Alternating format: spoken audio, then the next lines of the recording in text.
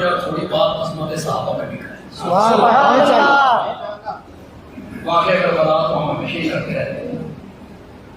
یہ لعاب میرا نبی حضرت علی کی یہ آنکھ پہ لگا دے سبحان اللہ. تو پھر آنکھ ساری زندگی نہ دکھے. یہ لعاب میرا نبی ابو بکر کی ایڑی پہ لگا دے. سبحان ایڑی پہ لگا دے تو وہ سانپ کا جو دسنا تھا، وہ جو زہر تھا، وہ زہر کیا ہو جائے. یہ تو سارے خطیب بیان کرتے رہتے ہیں. بندیانی کوئی الگ گل نہ کرے. ہاں ضرور جی. بات تو وہی. ہاں جی. یہ تاریخی واقعہ ہے، حدیث میں نہیں ہے. غار میں گئے، سوراخ بند کی گئے، ایڑی رکھی، حدیث میں نہیں ہے.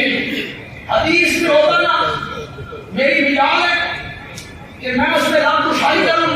یہ تاریخی واقعہ ہے، تاریخی.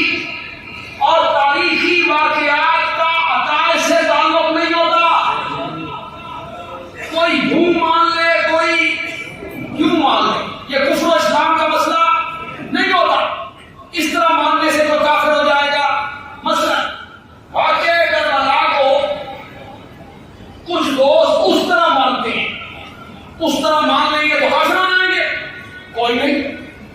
یہ کوئی کفر اسلام کا مسئلہ تو نہیں ہے نا بھائی، تاریخی مسئلہ ہے. یوں مان لیں یا یوں مان لیں. بس میں جملہ کہنا چاہتا ہوں، میرا جملہ ضائع نہیں ہونا چاہیے. آپ ہاتھ بلند کر کے سبحان اللہ کہیں گے اگر آپ کو سمجھ آ جائے.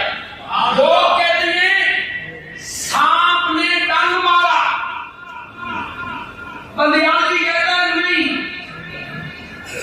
نہیں، میرے نبی غار میں آئے، مدتوں سے سانپ میرے نبی کے چہرے پرواز کو دیکھنے کے لیے بے قرار تھا.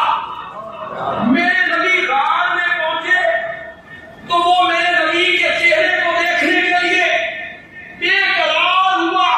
میرے رب نے کہا میرے نبی تک پہنچنا چاہتا ہے تو ابو بکر کے قدم کیوں کیا.